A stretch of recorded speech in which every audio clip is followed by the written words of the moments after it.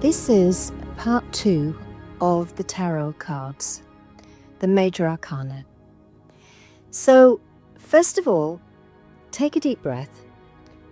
We ended our last episode hanging in suspension with the hangman, waiting, surrendering, and seeing the world from a new angle. And now the story changes. The next step is transformation. The cards ahead are darker, they're deeper, but they carry the seeds of renewal. So let's get into this. Let's walk this next journey together. So we're looking at the Death card. Imagine this. Think of the last time something ended in your life. Could be a job or a relationship. It could be the chapter of your story that you have completed. It could be something that you know that you've outlived. At first, it may have felt painful, even unbearable. But later, you saw the gift.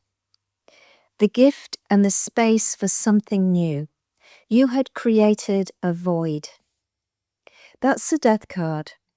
So the Death card, I love the Death card because it's the ending of those things we've outgrown and it's the beginning of something new. So it's not an ending to fear, but transformation to embrace. The Death is endings and release and rebirth. In the tarot, the Death rides on a white horse, carrying a banner of renewal around him. There are kings and commoners on the floor because when change comes, it comes literally for everyone, everything around you. Because when you change your life, you're changing your whole pathway. Because change comes like this, the card reminds us nothing is permanent, and every cycle must close so another can begin. So if we resist endings because they feel like we've lost something, Death teaches us that endings are actually beginnings in disguise. So I often say to my students, think of the caterpillar that becomes a butterfly. It must dissolve in the cocoon before it takes flight. So too must we let go to be reborn. The core meaning is death is not literal. It is endings, it's transformation, the clearing away of what no longer serves us. To be honest, in clinic, when people pull this card, I've seen fear cross their faces. But I promise you, it's a card of mercy because it asks what must be released so that life can continue. Endings are never comfortable, but without them, nothing new can begin. What you could do with this, you could think, what is one thing that you know right now it's time to let go of? So close your eyes and just have a little think about that. Breathe deeply, and as always, put your hand on your heart and let your heart speak to you. And as you exhale, just imagine releasing it into the earth. Or you could write a goodbye letter to something you've outgrown, maybe a habit or a belief or even a chapter of your life. You could then burn or tear it safely and say to yourself, I release what was and I welcome what will be. Because death reminds us, release is sacred, let go with grace, and you will rise anew. It reminds us that every ending is a beginning of something else. So then we go on to Temperance. Temperance, if you look at the card, Temperance is an angel and she's standing there and she's pouring water from one cup to another, endlessly flowing. And she has one foot that rests on the earth and the other is in a pool of water. And behind is sort of like a path that winds towards a golden light in the distance. With this one, think of a time when you blended two opposites in your life.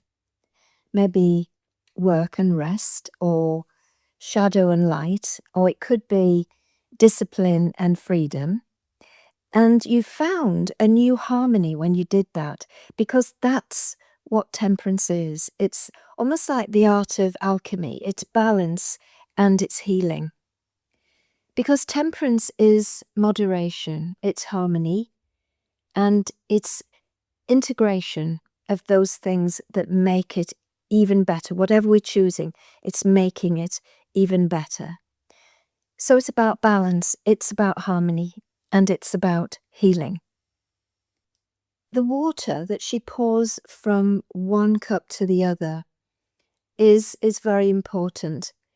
But also having one foot on the earth is saying that she's grounded, and one foot in the water, that's symbolic of balance between body and spirit.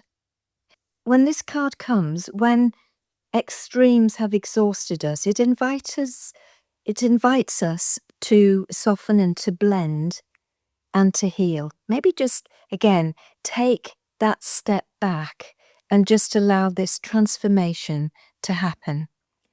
It's about creating flow. It's a gentle reminder that balance is a living process. It's not fixed. Nothing in life is fixed. Everything is in this state of movement. Think of when you've managed to balance work with joy, or maybe, as we said, discipline with play. That's when temperance becomes alive to you. Today, maybe you could ask yourself, where in my life do I need more balance? And imagine pouring that energy back and forth between the two cups until they feel equal. You could perhaps prepare a simple ritual of blending, mixing two teas or two herbs or oils with intention. And as you sip the tea or you smell the oils, reflect on them and just think, where in my life can I bring more balance? Because temperance will talk to you. Temperance heals, and heals with harmony. It's blending the opposites, and you will find your wholeness when you do that. Peace is found, I suppose, in the middle ground. Then we go on to the Devil card. Now, the Devil card for me, if you look at the devil, if you look at the word devil, if you set it back to front, it's L-I-V-E-D, which is lived. Really, the devil is all about putting yourself into suspension somehow. You're stopping yourself doing something, or you're allowing something to influence you so that you feel trapped. You could think of a time, think of a time when you felt trapped, maybe in a habit or in a relationship, or even inside your own thoughts. You might have ruminatory thoughts that just go around and around and around, and that loop, there is nothing new. Your thought, you could think about allowing that thought to leave. But with the card, the Devil card, the devil is shadow. It's attachment, it's illusion, and it's all about false power. So imagine the card. The card is Pan, who sits on a throne, and there are chains that bind two people at his feet, but the chains are very loose. They're around the two people's necks, and they're very loose. They can literally take them off, slip them off, and move away. The devil is about almost bondage or addiction or temptation. It's always about the shadow side of desire. This card isn't about evil. It's about the illusions we cling on to. I can't do this. I'm stuck. I need this thing to be whole. But the truth is, the chains are always looser than we think. As we say, you can take them off and just allow yourself to find illumination. So the devil doesn't really arrive to punish when you pick the devil card, but to illuminate where we are enslaved. So have you ever noticed how a habit seemed to control you until you finally saw it for what it was, and then suddenly you were free? That's the devil's lesson. Awareness is liberation. What you could do is to ask yourself, what story keeps me feeling trapped? What am I repeating over and over again? And then just say to yourself, actually, that chain is not real. You can maybe write down one pattern or habit that feels like it has power over you, and then write to it, this is only an illusion. I am free really. And just take one step today to loosen that chain. Because your chains are not real. See clearly, and you will remember that you're actually free. So the devil reminds us freedom begins with awareness. The next card is the Tower card. If you look at the Tower card, imagine it's a tall tower and it's been struck by lightning, and there are flames that are pouring out, and there are figures that are tumbling from the top of this tower. It's night sky as well, so really, it's really chaotic and quite scary. And have you ever had in your world something that has collapsed in a single moment? It could be a breakup or a job loss or a revelation that shatters everything that you thought was true. But painful as it was, it cleared the way for something new. That's the Tower.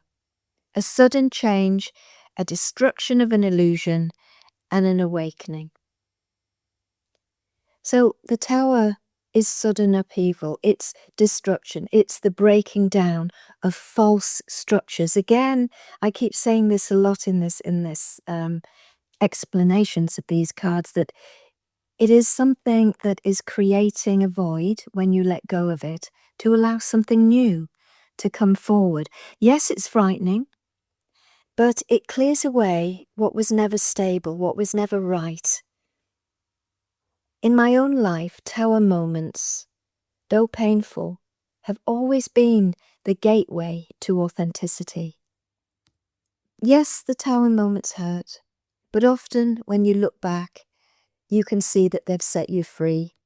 A relationship ending that opened the way for self-discovery maybe, or a collapse that cleared a path you would never have chosen otherwise. As we reflect on the Tower, just for a moment, just think about what truth was revealed to me when I'm looking at the card, the Tower card. What freedom came after the fall? You could think of one structure in your life that feels a bit shaky, and maybe ask, if it fell, what truth would be revealed? The Tower says something that feels like ruin is really released. It reminds us that what is false must fall. So trust the lightning. It destroys only what no longer serves you. We then go to the Star card. I love the Star card. It's got its hopes and dreams coming true. And it's very colourful and very bright. Imagine this. There's a woman who kneels by a pool, and she's pouring water into it and onto the land at the same time. Above her, there are 7 small stars that circle as one great big star. And the night is calm and it's clear and it's infinite.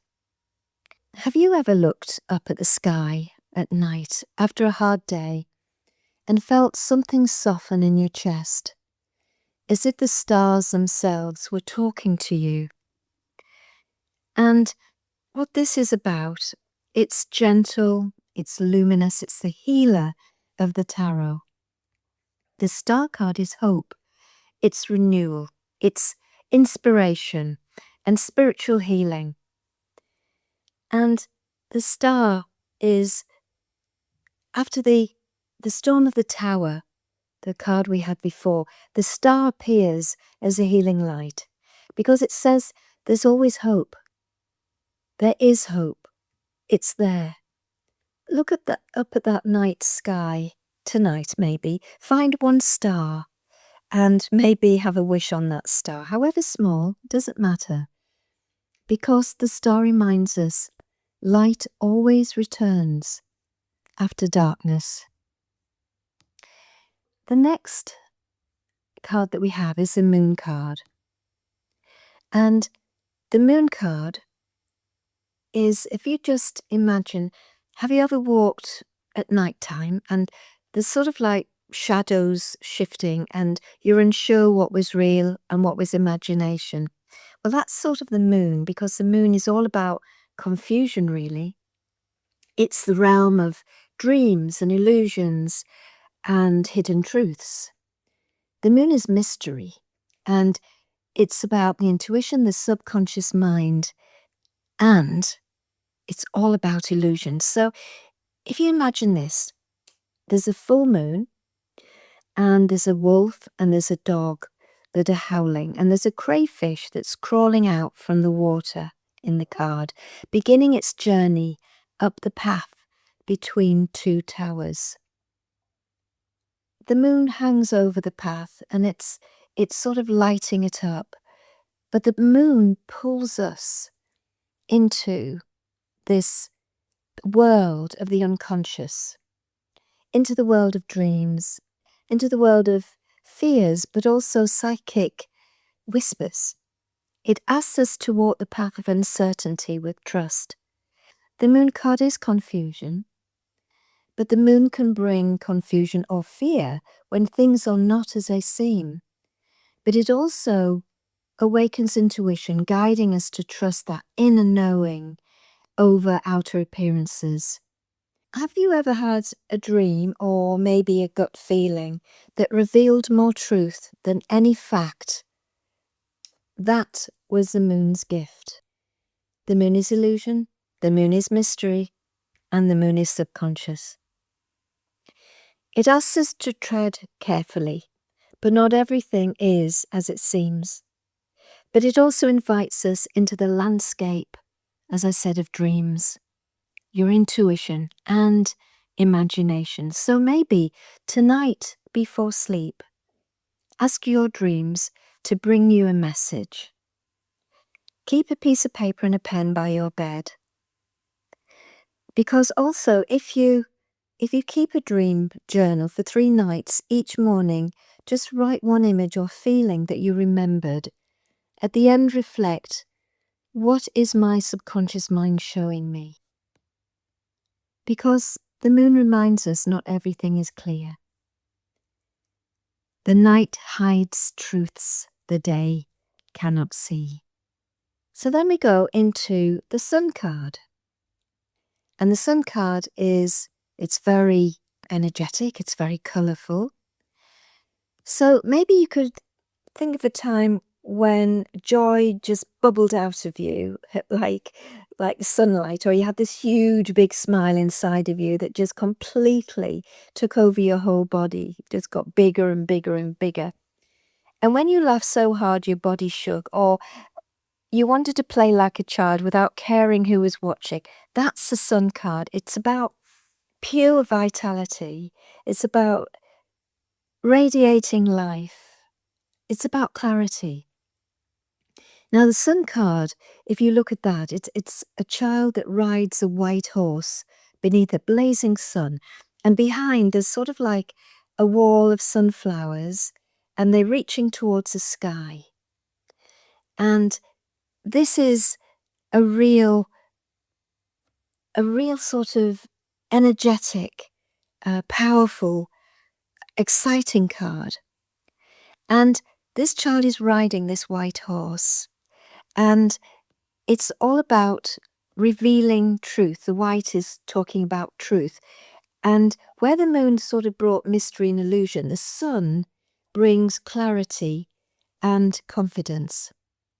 If this card is picked by you, or when it arrives when you're doing a reading, when life asks you to embrace joy, not as something frivolous, but as a spiritual practice, joy is medicine. Laughter is medicine. And it reminds us that enlightenment isn't only serious. Meditation isn't only serious, but also laughter and play and warmth and love is all part of another form of meditation, and it's a form of healing. So maybe think of the times when you felt fully alive, maybe dancing, maybe creating something, maybe being loved by someone that you love back. That's the sun's energy shining through you. Maybe today, what you could do is just think of something that would give you joy. It could be thinking of your children, or thinking of maybe a pet, or it could be thinking of something that made you completely feel as if your heart was bursting. You could maybe dance or sing or play or laugh or have a pillow fight with your partner, but afterwards place your hand on your heart and say to yourself, I am light, I am life, and I am joy. Because the sun reminds us enlightenment is not heavy, it shines out of you. Let yourself glow and you light up the world. And people will feel it from you. It's the warmth after the shadow, the moment when everything feels illuminated. In readings, it's one of the happiest cards, but it's also that reminder about joy. Joy is fuel.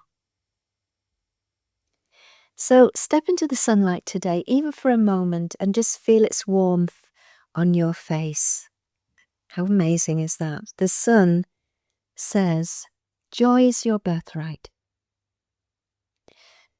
So then we come to the next card, which is called Judgement. Now, the Judgement is sort of the day of judgment. And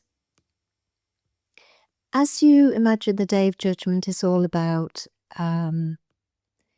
when we die and when we can sort of ascend, we can come out of death, and we can look back at all of the decisions that we've made, all of the things that we've done, all of the choices that we've made, and just start to look back. It's almost like life asks us to embrace joy. So the card is angels, and there's sounding trumpets, and below there are figures that rise up from coffins, and their arms are stretched upwards, being reborn. The Judgment card is about awakening, about reckoning, and about rebirth. This card calls us to listen to the higher voice. It says you are more than your past, more than your mistakes, and you can rise into something new. The moon brought us mystery. The sun brings clarity. But this card arrives when life asks us to embrace joy, not as something frivolous, like I said to you before. It allows you to be awakened, not by fear, but in that awakening, the moment that you're invited to step into your higher self, to release the past and to live your true calling. So Judgment is awakening, it's forgiveness, and it's answering the higher call. What you could do with this card is to maybe write your soul CV. List the lessons that you've learned, the hardships you've endured, and maybe the growth that you've achieved. And then at the bottom write, I'm ready to rise into my higher self. Because Judgment is talking to you about forgiveness, releasing, and being awoken. The call of your soul is surrounding you, and you're rising and answering it. And again, you can place your hand on your heart and ask, what part of me is ready to awaken right now? So then we go on to the next card, which is the World card. Imagine this. A figure dances within a wreath, holding two wands, and around them there are symbols of the four elements: the lion, the bull, the angel, and the eagle. And it's about everything being in harmony. So the core meaning of this is the world is completion, integration, and wholeness. So think of a moment when everything came full circle. When you look back and realize the struggles, the lessons, maybe the joys or the losses that all led you to where you are right now. That feeling of wholeness, of completion, is the World card. The final card of the Major Arcana is about completion, unity, and fulfillment.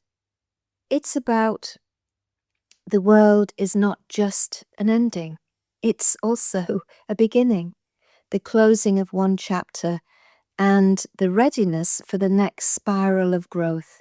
It reminds us that wholeness isn't something to achieve outside of ourselves. Again, it's all about what's already within you. So when this card arrives, when you choose this card, is when you've completed a cycle. Maybe you've finished a project, maybe moving through a transformation, or finishing a course, or simply realizing that you've grown. You're not the same person as you were before. It is both a graduation and a doorway.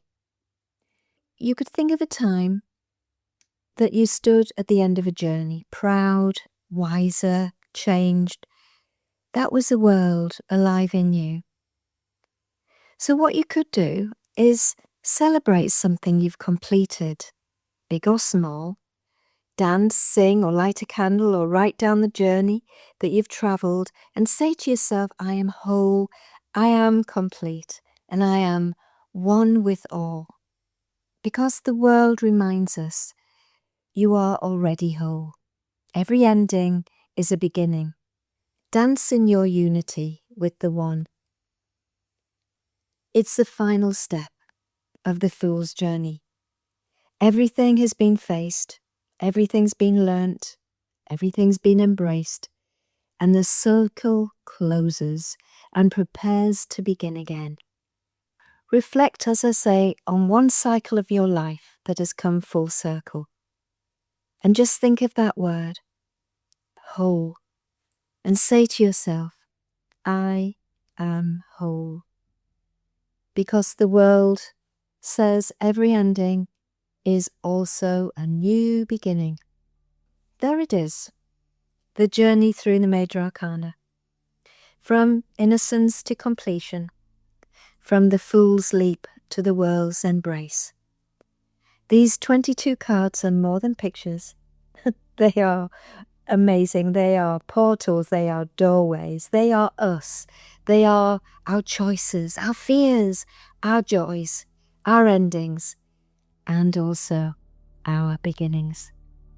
So I invite you to sit with a pack of tarot, perhaps even pull a card and ask, which part of the story am I living right now?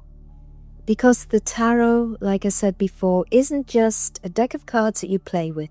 It's a mirror, it's a doorway, and the story it tells is always your own. Thank you so much for joining me today. This podcast is free to listen to, and if you'd like to help me keep creating it, you can support the show through my Buy Me a Coffee link in the show notes. Every bit of support means the world. And if you'd like to go deeper into your own journey, come and visit me at margaretdepetro.com. You'll find ways to book tarot readings with me, courses, Reiki and healing appointments, meditations, and lots more waiting for you there. Until next time, keep listening, keep learning, and keep walking your own beautiful path.